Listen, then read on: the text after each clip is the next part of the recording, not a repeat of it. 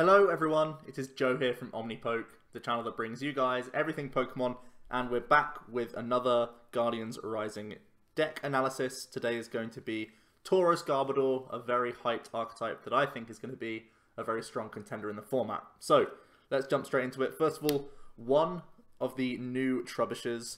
The new Trubbish has, for a psychic attack cost, discard the top card of your opponent's deck. It can sometimes be helpful just for getting extra numbers, sort of like a, almost like muscle banding. If you hit an item, it helps your Garbodor later on. But for the most part, I prefer the old Trubbish, the Acid Spray Trubbish. It does 10 damage on its own, and if you flip heads, you get to discard an energy attached to the opponent's active. So I think overall it's more impactful to use this guy. Using the split because there may be odd situations where this one's better, and I thought may as well just have the split. It will rarely come into play, but just something to be aware of. Then we're playing 3 of the new Garbodor. The new Garbodor is a phenomenal late game attacker. Typically you won't use him too early unless you're up against the likes of Mega Rayquaza or Volcanion, these sorts of decks that play heavy item draw engines. He's normally the late game sweep option for this deck, and he really is very powerful. He's a 120 HP, stage 1, with the psychic attack cost to do 20 times the number of all item cards in your opponent's discard pile. Think about Ultra Ball, VS Seeker, Trainer's Mail, whatever else everyone's playing in high counts. Garbodor really punishes these things. Tools also count as well, so playing things like Field Blower can be like a plus 40 for us at times, which is excellent news for us. This guy's a chunky retreat cost of 3, but it really doesn't matter too much. We're playing Floatstones anyway for our other Garb, and because we have chunky retreaters all around. His second attack is worth noting. For a Psychic DCE, does 70, and on the coin flip you can also discard an energy from the opponent's active. If you're in panic stations and there's nothing else to do, you can try and crush your opponent's energies away. It does fit the theme of the deck nicely because we are playing Crushing Hammers already. We are then playing one of the Garbotoxin Garbodor. Just makes sense. He blocks abilities from quite a few important decks out there right now. Again, talking about Volcanion, Aqua Box is reliant on Manaphy to move between its attackers. And there's all sorts really. Developing this against item lock, if you can get a Floatstone Trubbish down early, you're going to be in a lot better shape than if you didn't get that. So the one-of Garbodor is pretty cool. Have been considering a 2-2 split because this guy is really only a late game option.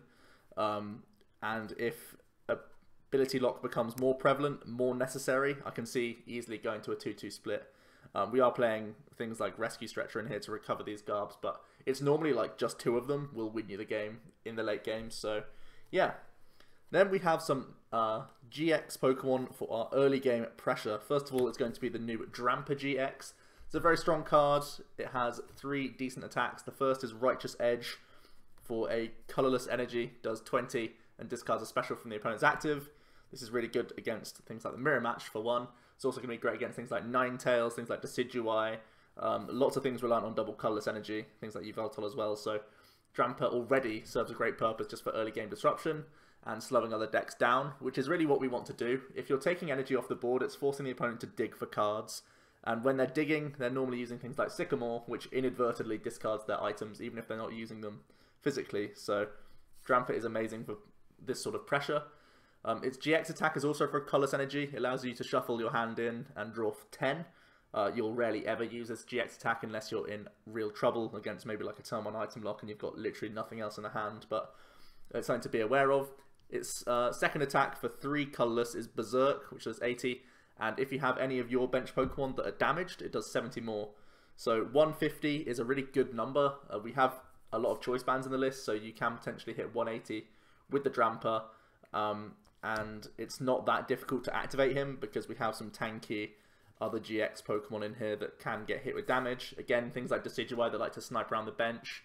Drampa can just start coming in and punishing those sorts of plays. So it's a really nice one-of. He's versatile and he can also hit very hard at times.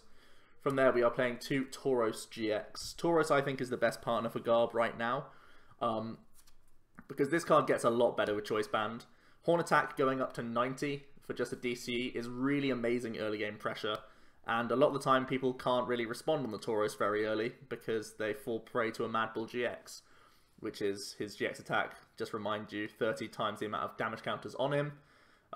So the idea is that early game, we're going to be pressuring a lot with Horn Attack and forcing the opponent to go through a Tauros, where we can GX, take an easy 2 prizes. Horn Attack will be setting other things up for knockouts with Drampa or Garb, and then as it gets to late game, Garb is either one-hit KOing or finishing off whatever we've put early damage on with Tauros. So very, very strong card, fits the deck really nicely, and because we're already pressuring so much, it's just great that we have the early game in this guy, and then we move into the late game naturally with Garbodor. The deck works very nicely, and it's hard to play around Tauros right now. From there, we have 2 Tapu Lele GX. Tapu Lele, of course, is going to be a staple in a lot of decks, just for its ability Wonder Tag, which can help us search out some of our niche one-off supporters, as well as getting just more consistency, getting into Sycamores and stuff in the early turns. Bear in mind as well that Energy Drive is also a very valid attack for the early turns. It does 20 times the amount of energy attached to both active Pokemon. Doesn't apply weakness or resistance, so that's something to bear in mind. So we're not hitting anything for weakness in this deck really, other than the Garbodor, because the rest of the deck is colorless and Lele doesn't hit anything. But yeah, Energy Drive with, again, the Choice Band. It's good early pressure, so you don't even mind starting this guy. It's like starting a Lugia almost. So Lugia, Tauros, Garb used to be a deck. It's just now we have the late game finisher, which is what the deck desperately needed, so that's awesome. We are playing Psychic Energy in the deck, so you can go for Tapu Cure GX to heal 2 of your benched Pokemon. Again, I wouldn't advise this too much. Typically, you want to be going for Mad Bull. But if the opponent is trying to play around that and be cute, you can try and heal off things like Drampa and Tauros in one turn and set them back a bit. Or if you're attacking with one Lele, you can retreat into the other and cure it up. So potentially, again, a helpful option, so bear it in mind. It's something we can go for. And then just 2 Shaymin EX for the standard draw power means. We have DCE in here for Sky Return. So plenty of options with this guy also. There's, you know, Shaymin's in here, and we all know why that's in the deck, really. So, onto the item cards. We are playing one of the new Rescue Stretchers. Rescue Stretcher, I think, is a really, really awesome card.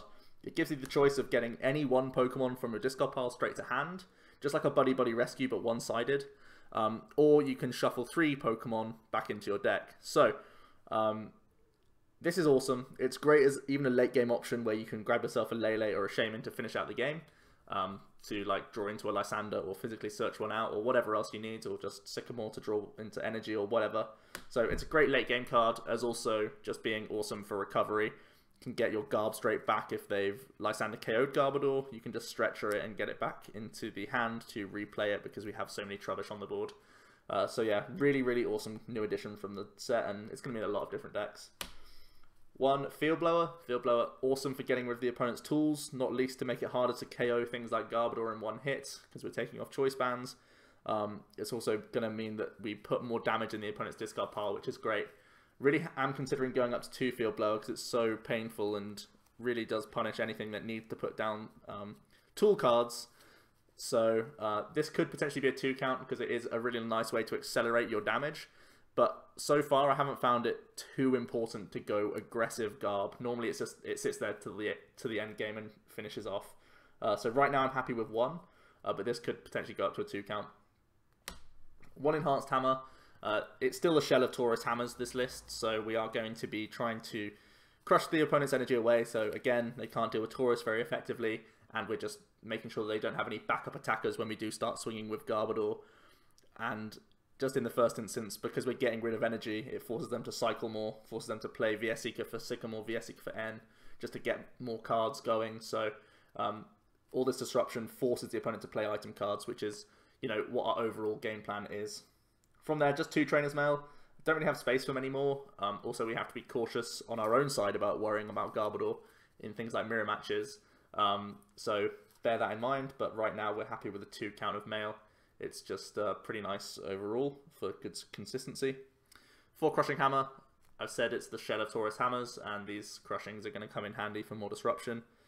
4 Ultra Ball, just going to help us search us out whatever we need. Get into Lele turn 1, get into Shaymin, get into all of our attackers, all the standard stuff.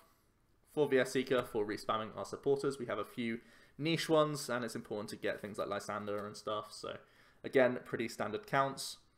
3 Choice Band, it's an amazing new addition. It allows us to deal 30 more damage to EX and GX Pokemon alike when attached to any of our Pokemon.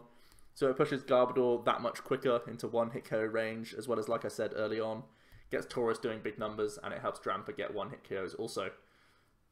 Next up, we are playing 3 Floatstone. The deck is very, very chunky. Tauros has a 3 retreat cost, Drampa has a 2. All the Garbodors have a 3 retreat cost, and of course we want to have Floatstone on Garbodor to activate Garbotoxin. So 3 makes natural sense to me. In addition, we're going to be playing Olympia, just because, again, too many heavy retreat Pokemon, and there's a few item lock variants out there right now, Decidueye Plume and Trev Plume, and they're going to try and Lysandre stall us. That's basically their only win condition. So having Olympia as an extra option is going to be nice, and of course it's searchable via Lele, so that helps out too.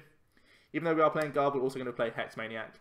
Hex can make sure that we get the tool onto Trubbish later than turn 1, if we've gone second, for example, and just in general, buying us turns out of item lock is going to be nice. Additionally, hexing things like anything on turn 1, especially Mega decks like Rayquaza, Gardevoir, stuff like that, is going to be nice to slow people down. One Pokemon Fan Club. We have a stage 1 line in here, of course. Technically like a multiple stage 1 line because we want to get multiple Garbs out, as well as getting into Lele's for future turns, Shaymin to draw cards, Tauros and Drampa for whatever situation. It's a really nice turn 1 play for us. 2 Lysandre, again, standard stuff really. More standard counts, 3N and 4 Sycamore, nothing too surprising to round out the supporter line. These are all very standard staple counts of cards. Finally, 1 Parallel City is our stadium of choice. We don't really require a stadium, so we're just going for the 1 of Parallel to try and slow down things like Rayquaza at times, force them to discard Pokemon and start digging to play into our own Garbodor, which is nice. And in general, we can discard our own Shaymins, make it a more difficult 6 prizes for the opponent. Parallel is just more versatile. We don't need our own counter stadium because Field Blower can get rid of opponents' Parallels, so we can put our own in. So that's a pretty cool thing now. We don't have to play a split of Parallel plus another stadium because we don't have to worry about Parallel from the opponent sticking because we can now bounce it with Field Blower. From there, just the energy count for DCE. Obviously, it's hugely important to get onto Tauros's, Drampa's, Lele's, Shaymins and stuff. And finally, just 5 Psychic. I think that's plenty for you to access with your Garbodors. Again, it's not too important until the late game, so you can just attach these here and there throughout the game and you'll be pretty content. It means Drampa's much easier. You can pay retreat on Tauros a little bit as well, and we have the option to attack with these Trubbishes a little bit more. So that is going to be the deck. It is pretty simple, pretty disruptive. The same shell as a deck that I tried early in Sun and Moon. It's just now, instead of continuing to just hit like 60 once you've got board control, you go into one-hit KOs and round out the game much, much quicker. So that is the list, guys. I hope you enjoyed the deck and start testing this because it is going to be a top tier threat, I believe. And this list, I think, has been doing well for me so far and will continue to do well because I think it's pretty standard, pretty safe, and a good starting point for all of you. So let me know what you guys think down in the comments below. Sorry about having to use the crappy camera, and I could see that it was going out of focus a few times, so I hope you can bear with me with that. But we'll be back on PTCGO from Friday, I think, is when the set is released on PTCGO. So yeah, only a couple more of these until we can start showing off battles and stuff. And check out the streams as well. Well, we will be testing a lot of the new format and stuff. So yeah, thanks so much, guys. Until next time, it's been Joe from Omnipoke. I'll see you there.